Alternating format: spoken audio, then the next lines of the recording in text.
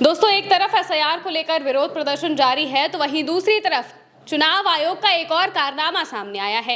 एक बाप के 48 बच्चे। जी हां, ये खबर आपको चौंकाएगी, लेकिन ये बिल्कुल सच है। और ये खबर सामने आई है प्रधानमंत्री नरेंद्र मोदी के संसदीय क्षेत्र वाराणसी से। ये कारनामा कैसे हुआ, इसे जानेंगे।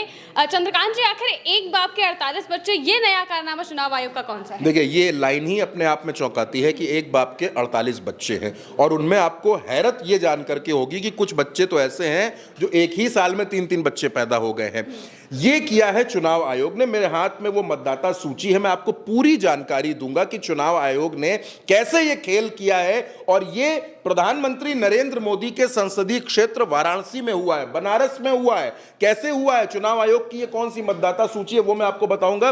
दोस्तों, आप इस मतदाता सूची को देख भी सकते हैं। इसमें लिखा हुआ है नगर निगम निर्वाचक नामावली 2023 अंतिम प्रकाशन सूची। यानी 2023 में उत्तर प्रदेश में जब नगर निकाय के चुनाव हुए, नगर पालिका, नगर निगम और नगर पंचायत के चुनाव हुए, उसकी जो मतदाता सूची थी उसमें यह लिखा हुआ है साफ तौर पर मतदान केंद्र का नाम, मतदान स्थल का नाम और संभावित मोहल्ले के नाम है B024 कश्मीरी गंज, ये मोहल्ला है वहां का। और इसमें वार्ड जो है 51 है, भेलूपुर। और इसमें हुआ क्या है, इसमें हुआ यह है कि जो मतदाता सूची है उसमें बहुत से नाम तो आपको दिखते हैं, लेकिन जैसे ही आपकी नजर पड़ती है एक नाम पर, 234 सीरियल नंबर पर नाम है नीरज।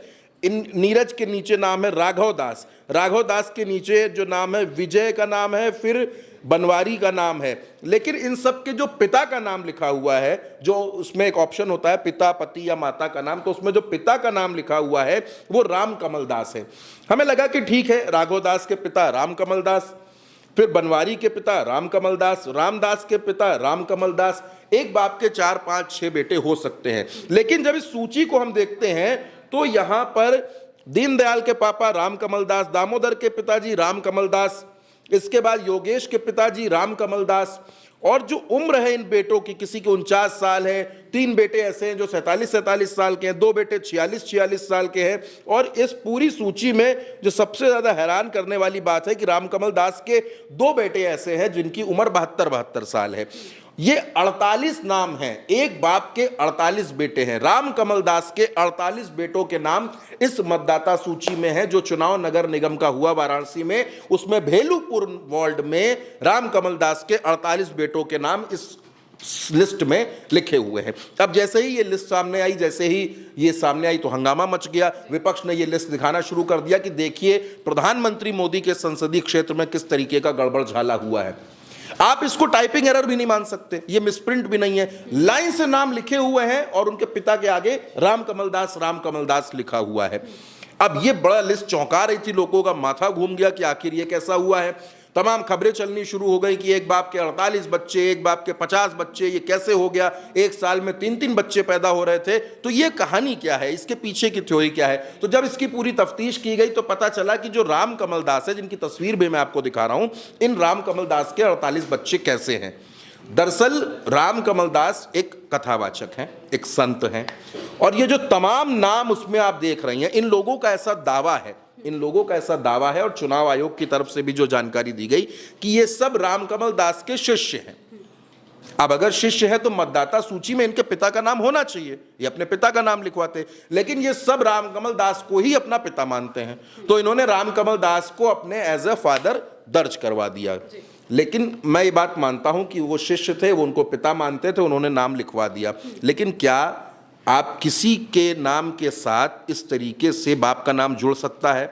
अगर जुड़ सकता है तो इस पर कोई आपत्ति नहीं होनी चाहिए। लेकिन अगर हमारा जो संविधान है, जो हमारा संविधान कहता है, क्या उसमें यह नियम बना है कि जो शिष्य है वो अपने गुरु को पिता की तरीके से मान सकता है, दर्जा दे सकता है? लेकिन क्या मतदाता सूची में नाम आ सकता है? और अगर मतदाता सूची में नाम आ सकता है महिमा जी, तो बड़ी गौर करने वाली बात है। तो फिर आधार कार्ड में भी ये नाम आ सकता है, तो फिर राशन कार्ड में भी नाम आ सकता है, तो फिर ड्राइविंग लाइसेंस में भी यही नाम आ सकता है, तो सारे दस्तावेजों में यही नाम आ जाएगा। तो जब सारा नाम आ जाएगा तो यही माना जाएगा कि राम कमल दास के 48 बेटे हैं।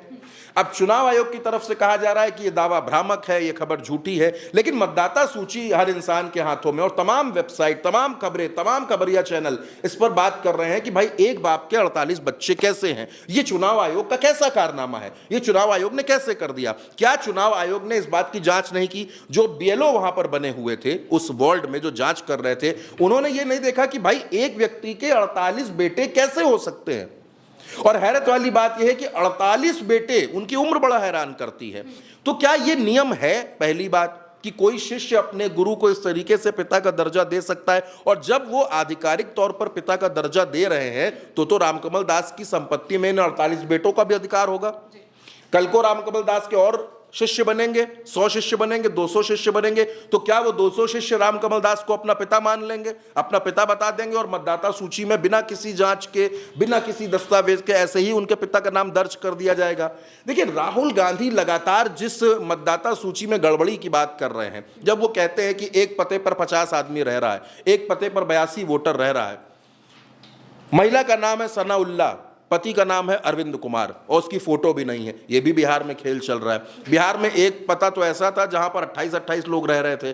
तो ये जो खुलासा राहुल गांधी ने जब एसआईआर और वोट चोरी पर किया, अब तो सुप्रीम कोर्ट भी कड़ी फटकार लगा रहा है। सुप्रीम कोर्ट सख्त शब्दों में कह रहा है कि भाई आप लिस्टें जारी कीजिए, आप बताइए आपने किन किन लोगों के नाम काटे हैं। और उसके बीच में इस तरीके से नामों का सामने आना, एक मतदाता सूची में एक पिता के 48 बच्चों का सामने निकल करके आ जाना, यह बताता है कि चुनाव आयोग ने बड़े स्तर पर लापरवाही की है और वो लापरवाही अब खुल करके सामने आ रही है। देखिए, चुनाव आयोग पर इन दिनों कई तरीके के सवाल खड़े हो रहे हैं और उन्हीं में से एक सवाल यह है कि एक बाप के 48 बच्चे कैसे हो सकते हैं। अब इस पर स्पष्टीकरण आएगा, जाहिर सी बात है, क्योंकि ये खबर बहुत ज्यादा चल रही है, बहुत ज्यादा लोग इसके बारे में बात कर रहे हैं, तो अब उस स्पष्टीकरण का भी इंतजार है। लेकिन तब तक यह खबर लगातार सुर्खियों में बनी है कि आखिर एक पिता के 48 बच्चे कैसे हो सकते हैं। बिल्कुल। और अगर दूसरी तरफ देखा जाए तो जो कांग्रेस के नेता है पवन खेड़ा, उन्होंने अब बनारस का भी जो इलेक्ट्रॉनिक डेटा है इलेक्शन से जुड़ा, उसकी भी मांग कर दी और कह दिया है कि यहाँ पर भी धांधली हुई है। तो क्या उसका जो वोटिंग का रिजल्ट है, क्या वो पलट सकता है? देखिए, अब पवन खेड़ा ने जो गंभीर आरोप लगाए हैं, पवन खेड़ा ने जो गंभीर बात कह दी है, जाहिर सी बात है कि अब राहुल गांधी जिस तरीके से कर्नाटक की बात कर रहे थे, आपको याद है महादेवपुरा सीट की बात हो रही थी, अब क्योंकि वाराणसी प्रधानमंत्री नरेंद्र मोदी का संसदीय क्षेत्र है और आपने ये भी देखा कि समाजवादी पार्टी के कार्यकर्ताओं ने ढोल नगाड़े बजा दिए और ये कह दिया कि हमारे सांसद तो अजय राय हैं, हम अजय राय को अपना सांसद मानते हैं।